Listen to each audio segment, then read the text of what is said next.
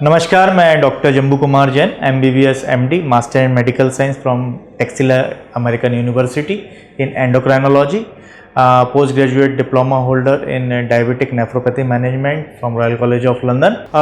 मैं doctor J multi speciality dental and diabetes clinic पोलार road में काम करता हूं। आज हम डायबिटीज़ के लक्षण के ऊपर डिस्कस करना चाहेंगे। आखिर डायबिटीज़ में क्या क्या लक्षण होते हैं।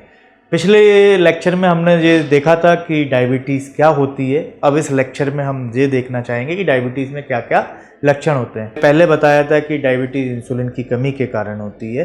तो अब डायबिटीज़ के लक्षण समझना है तो पहले आपको डायबिटीज़ के टारगेट समझना होगा। डायबिटीज़ के टारगेट क्या होते हैं? फास्टिंग शुगर और पीपी शुगर। पहले ये दो शब्दों को समझें। फास्टिंग मतलब खाली पेट की शक्कर, पीपी मतलब खाने के 2 घंटे बाद की शक्कर। फास्टिंग शुगर हमेशा आपकी 120 से कम होनी चाहिए। ये टारगेट मैं 2015-16 के ADA और यूरोपियन डायबिटिक एसोसिएशन के पैरामीटर्स को देख के बोल रहा हूँ। नए पैरामीटर्स इनसे भी कम आए, लेकिन मेरे हिसाब से ये पैरामीटर्स सही हैं, तो मैं इनको अपना एक आधार मान के बता रहा हूँ। कोई लोग बोल सकते हैं कि नहीं, ये डॉक्टर साहब गलत बोल रहे हैं। गलत नहीं बोल रहा हूँ, पैरामीटर्स बदल रहे हैं, कई सालों से बदल रहे हैं, लेकिन ये जो पैरामीटर मैं आपको बता रहा हूँ एक स्टेबल पैरामीटर्स हैं।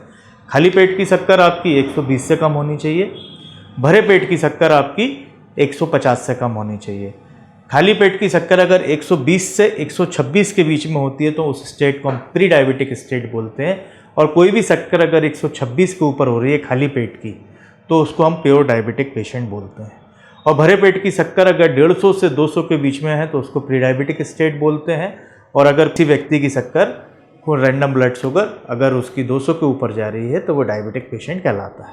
अब ये टारगेट्स अगर हमारे पास हैं तो उसके लक्षण भी हमको देखने को बहुत अच्छे समझ में आते हैं।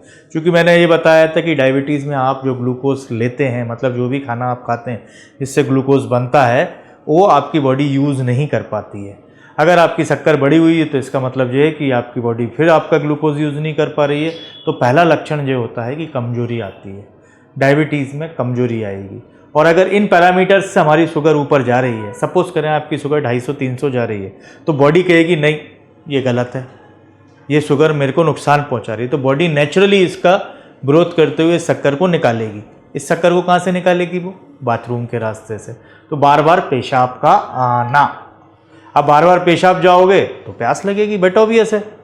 तो प्यास का लगना, इधर मेरे को कमजोरी होगी तो भूख लगेगी। तो डायबिटीज़ के 4 लक्षण समझ में आए आपको।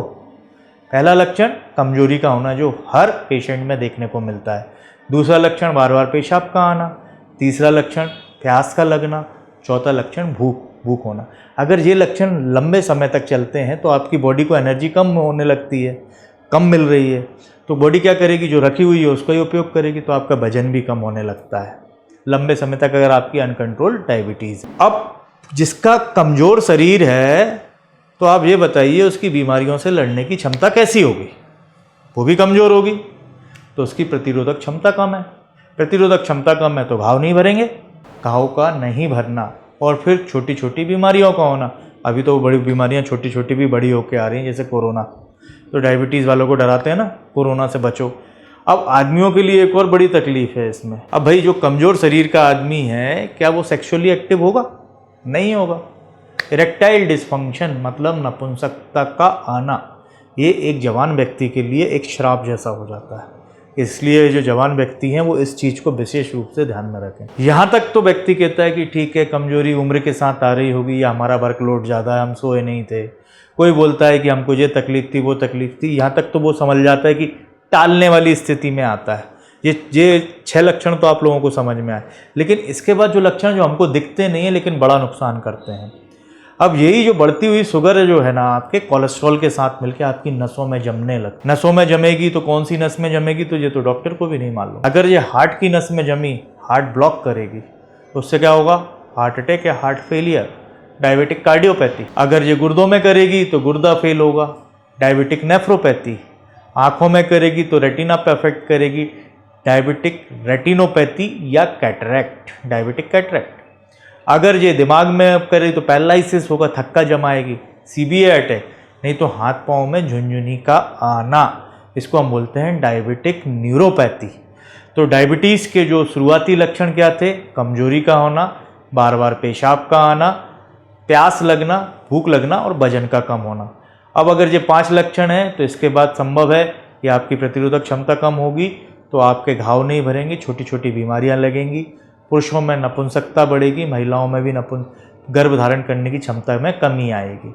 आगे अगर आपने अनकंट्रोल्ड करके रखी इस डायबिटीज़ को, इस शुगर को, तो ये आपको हार्ट अटैक भी ला सकती है, आपके गुर्दे भी फेल कर सकती है, पैरालिसिस का अटैक भी कर सकती है, आपको कैटरेक्ट भी कर सकती है, या अंधापन भी आपके शरीर में ला सकती है, या हाथ पाँव में झुनझुनी ला सकती है। इनको हम डायबिटिक कार्डियोपैथी, रेटिनोपैथी, न्यूरोपैथी और नेफ्रोपैथी कहते हैं। ये हैं डायबिटीज़ के लक्षण। अगर आपको ये इनमें कुछ जानकारी और चाहिए तो कमेंट बॉक्स में आप अपना उत्तर क्वेश्चन डाल सकते हैं।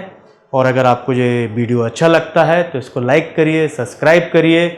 और मुझसे अगर आप मिलना चाहते हैं, परामर्श लेना चाहते हैं, तो मैं भोपाल में doctor J multi speciality clinic में बैठता हूँ, जो डेंटल एंड डायबिटीज़ क्लिनिक है, कोलार रोड भोपाल में। नमस्कार, धन्यवाद। आपका डॉक्टर जम्बू जैन।